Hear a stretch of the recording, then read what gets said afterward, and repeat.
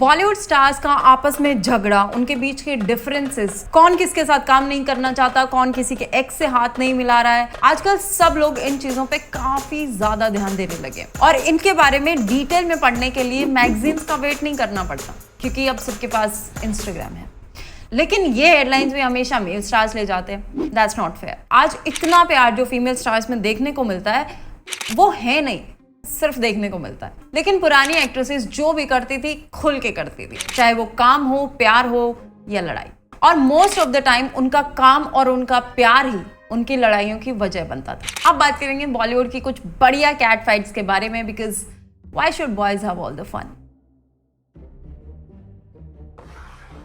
बॉलीवुड में सीनियर को रिस्पेक्ट नहीं मिलती और जूनियर नेपो किड्स को तमीज सीखने को नहीं मिलती। उन्हें लगता है कि वो अपने मुंह की सिल्वर स्पून निकाल के जब जो कुछ बोलते हैं वो शायद सोना बन जाता है। और ये ओवर कॉन्फिडेंस एक नेपो किड के पास कुछ ज्यादा ही है। तुम सबकी प्यारी Sonam Kapoor, who puts her foot in her mouth all the time, says stupid things. I'm a snob. I'm like a big snob, and I'm happy doing it. And it's actually really a lot of fun. 2009 में सोनम को एक beauty brand का brand ambassador बनाया गया था, जिस brand का चेहरा पहले ऐश्वर्या राय थी। जब ऐश्वर्या ने इस चेंज पे अपना पॉइंट ऑफ व्यू जाहिर किया तो सोनम ने पता नहीं क्यों ऐश्वर्या को डिमीन करने के लिए आंटी बोल दिया, जिसका क्लैरिफिकेशन उसने दिया कि ऐश्वर्या ने अनिल कपूर के साथ काम किया है तो वो उसे आंटी ही बोलेगी।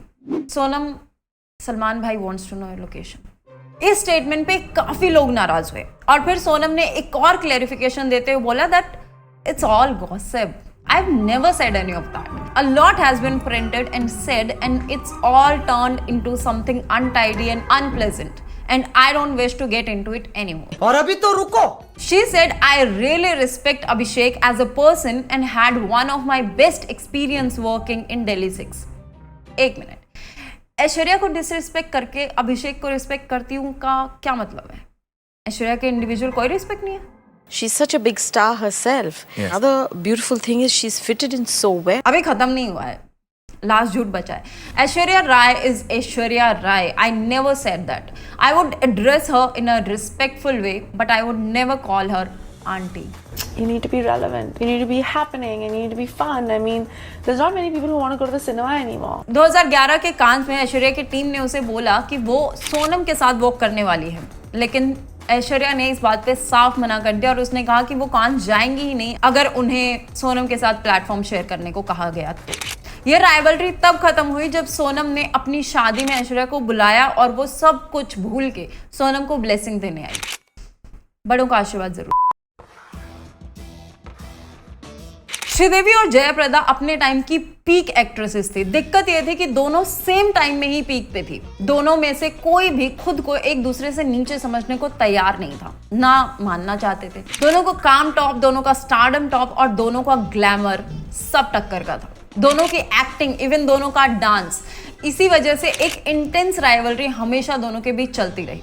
दोनों ने साथ में कई मूवीज की जिनमें कुछ में उन्होंने ऑन स्क्रीन सिस्टर्स का रोल प्ले किया है, लेकिन ऑफ स्क्रीन दोनों आपस में बात तक नहीं करती थी। वो सेम मूवी सेट पे भी एक दूसरे से बहुत दूर बैठा करती थी, like in different corners. We don't get along. We don't have a good rapport. When even we are working also, we act as own sisters in the film, but our feelings are very different. I sit in one corner, she sits in the other corner. Okay. तोहफा movie के shoot के time पे जितेंद्र जी ने सोचा कि इस rivalry को खत्म करने के लिए कुछ करना पड़ेगा, मतलब दोनों को साथ बिठा के कॉन्वर्सेशन करवानी पड़ेगी। उन्होंने श्रीदेवी और जयाप्रदा को लंच टाइम में एक रूम में लॉक कर दिया और उन्होंने कहा कि जब वो बाहर आए तो उनके बीच में सब सॉर्ट आउट हो जाना चाहिए। 1 घंटे बाद जब जितेंद्र जी ने गेट खोला तो दोनों एक्ट्रेसेस कुछ बिना बोले अलग अलग अपने अपने रास्ते चली गई। वो दोनों 1 घंटे उस रूम के 2 अलग अलग कॉर्नर्स में चुपचाप बैठी रही। We used to have a lot of competition, challenging, and we worked so many successful films. I think professionally we are our in own respectable place. 90s में श्रीदेवी ने जयाप्रदा से भी सारा लाइमलाइट खुद पे ले लिया और वो सबसे सक्सेसफुल एक्ट्रेस बनी। लेकिन इन दोनों का कंपटीशन, इनकी राइवलरी और इनके बीच का अनसेड प्यार आज भी याद किया जाता है।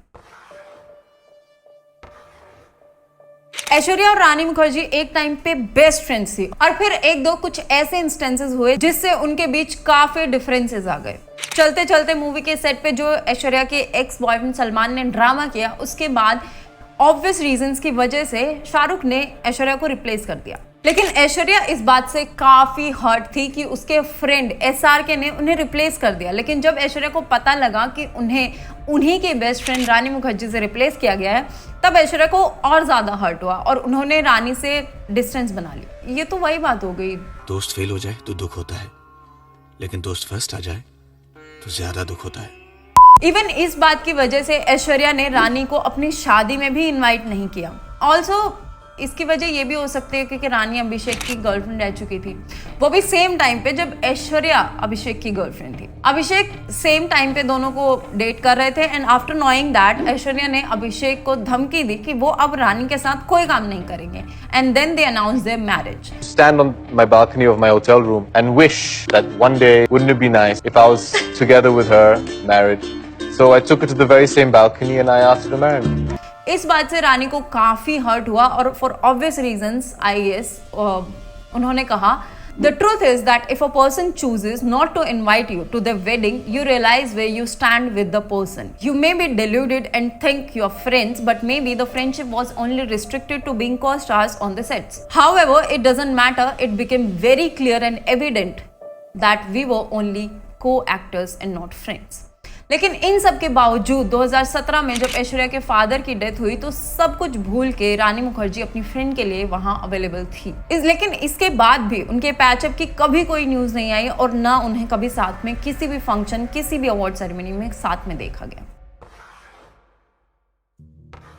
2005 में प्यारी मोहन मूवी के शूट के टाइम पे मूवी की हीरोइंस की आपस में काफी गंदी वाली लड़ाई हुई थी। दोनों हीरोइंस की आपस में कुछ ज्यादा बनती नहीं थी क्योंकि मूवी के स्टार्ट से ही ईशा सेट पे सबको काफी बुली करती थी। उनका काफी बुली नेचर था, लेकिन उनका मेन टारगेट हमेशा अमृता राव होती थी। ईशा ने काफी बार अमृता के पीछे से और उनके सामने भी उन्हें काफी मीन कॉमेंट्स पास किए और एज नेपो किड इसे अपना राइट मानते हुए वो अमृता राव से ज्यादा स्क्रीन टाइम भी चाहती थी। एक दिन ये सब जब बहुत अगली हो गया तो अमृता ने ईशा को काफी अब्यूज किया, जिसपे ईशा ने अमृता राव को सबके सामने थप्पड़ मार दिया। सम सेज कि वो सिर्फ थप्पड़ नहीं बल्कि फुल फ्लेजेड फिजिकल फाइट थी जो क्रू मेंबर्स को बीच में आके रोकनी पड़ी थी। रूमरली जब सबको ये पता लगा तो लोगों ने ईशा के पास्ट रूड बिहेवियर को हाईलाइट किया।